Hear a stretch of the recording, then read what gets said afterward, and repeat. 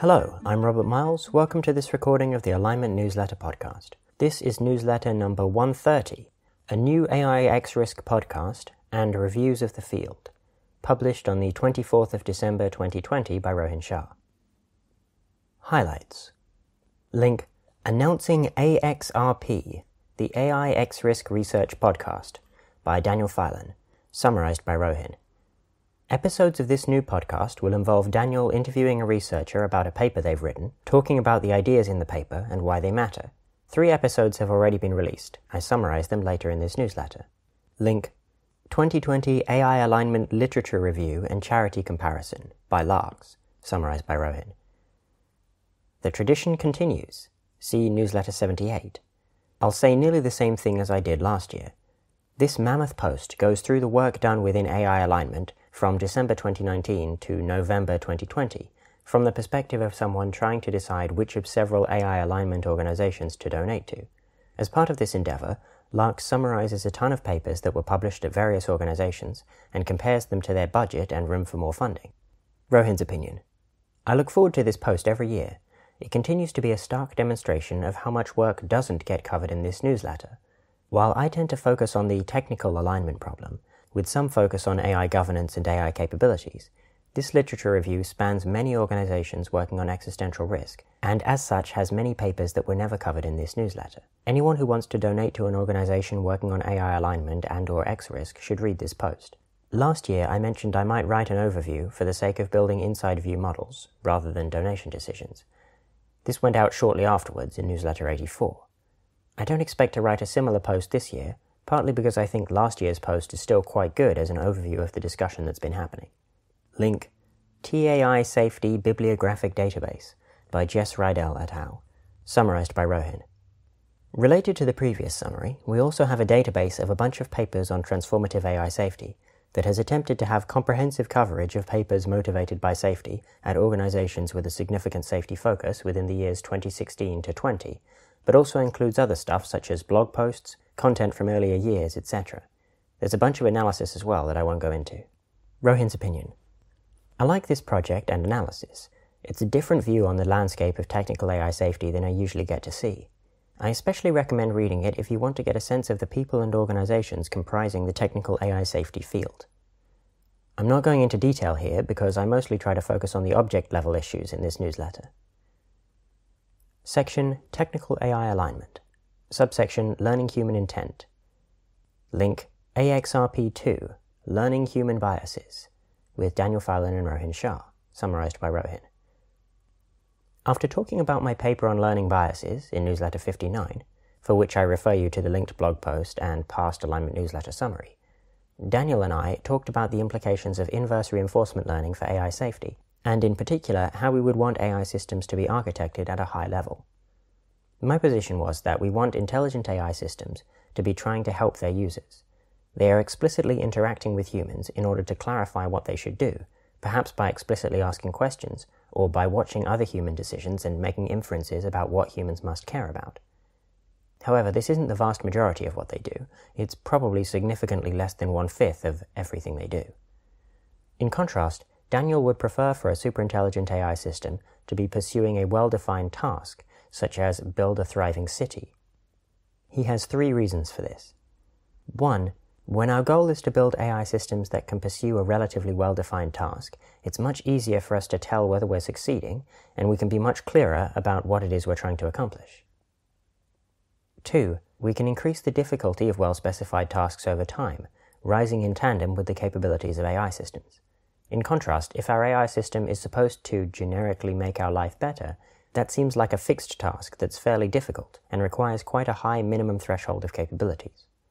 And 3, it seems easier to tell whether your AI system has built a good city than to tell whether an AI system has generically improved your life. In the podcast, I don't think I really engaged properly with the first 2 points, so I'll talk about that in the opinion. I did disagree with the third point. I don't see why it should be harder to evaluate whether my life has been generically improved. For example, I expect that we're capable of telling apart good and bad personal assistants. Daniel also asked why it helps to aim for AI systems that are trying to help you. How has that made the problem any simpler? It seems to me that the notion of helpfulness is domain independent. Once you have the concept of being helpful, it can be applied in different domains. One hope is that we could then train lots of AI systems that are specialized to particular domains, but all of them are still trying to be helpful. Rohin's opinion. I think I broadly agree with Daniel's first 2 points in support of the task-based approach, and I was somewhat talking past him during the podcast. I generally do agree that individual AI systems should be specialized to particular tasks or domains, and should not be generically improving one's life. I agree with Daniel that, at least outwardly, it seems like most of the AI alignment field seems to be about building AI systems that can generically optimize your entire life, or even more ambitiously, the lot of humanity. I also agree that this is weird and probably not the right thing to do. My optimism about helpfulness is not predicated on an idea that we'll build AI systems that are generically trying to make all aspects of your life better. I do think that we still want our AI systems to be domain-specific, such as, say, a financial advisor AI system. The idea is more that if we can design domain-general techniques that allow us to train domain-specific systems that are trying to be helpful, that seems like it would be a solution to the AI alignment problem, the problem of how to prevent an AI from adversarially optimizing against its user. Subsection Handling Groups of Agents.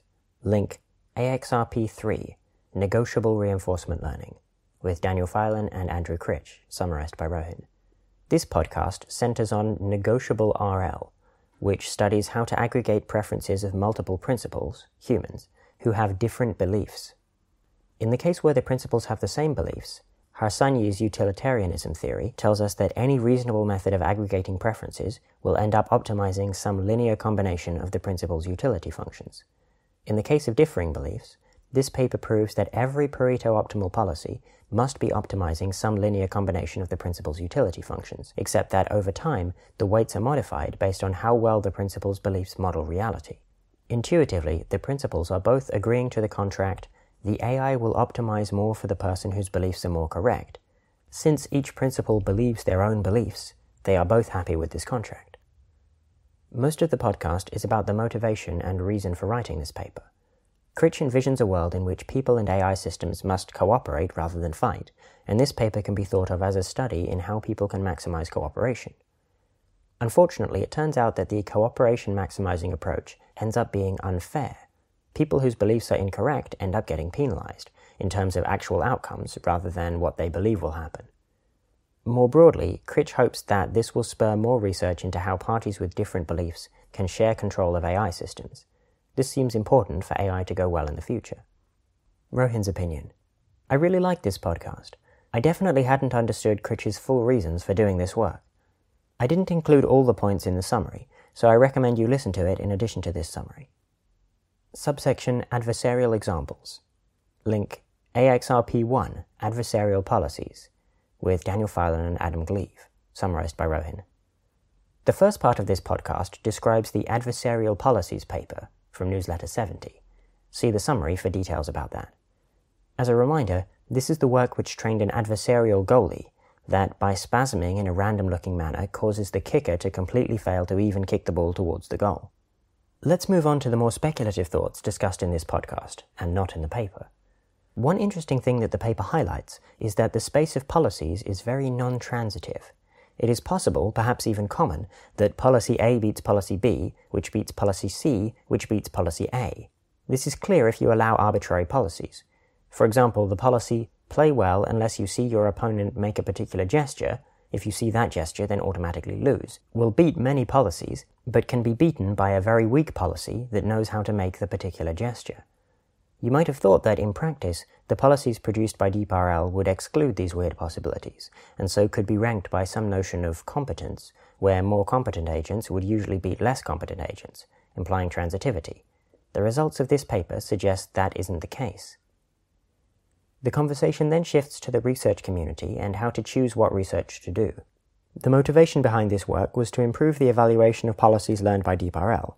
While the freedom from the lack of theoretical guarantees, as in control theory, has allowed RL to make progress on previously challenging problems, there hasn't been a corresponding uptick in engineering-based guarantees, such as testing.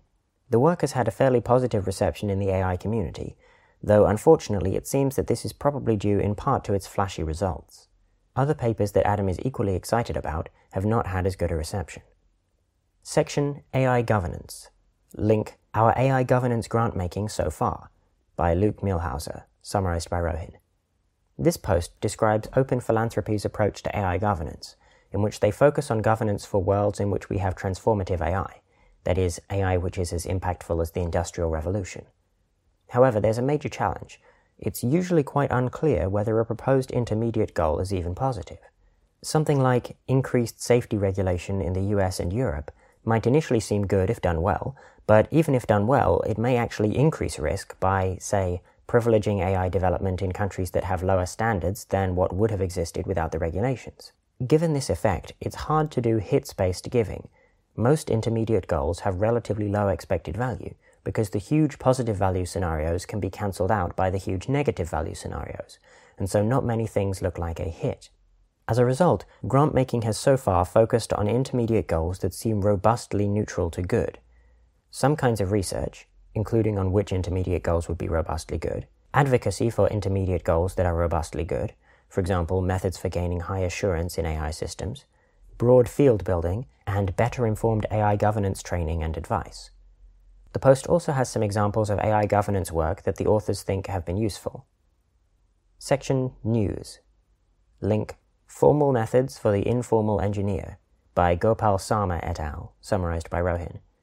This online workshop aims to teach engineers how to use verification tools like Z3 and COQ, that's COQ, and then discuss how formal verification can then be applied in many different areas of software engineering, including robust machine learning. The organizers tell me they plan to produce a white paper with high-level recommendations following the workshop. You can register here, and there's a link to a Google form. This concludes Alignment Newsletter number 130. For more information, you can go to rohinshah.com/alignment-newsletter, where you can find all of the previous newsletters and also a spreadsheet of all of the papers and summaries that have ever been featured. Thank you for listening, and happy holidays.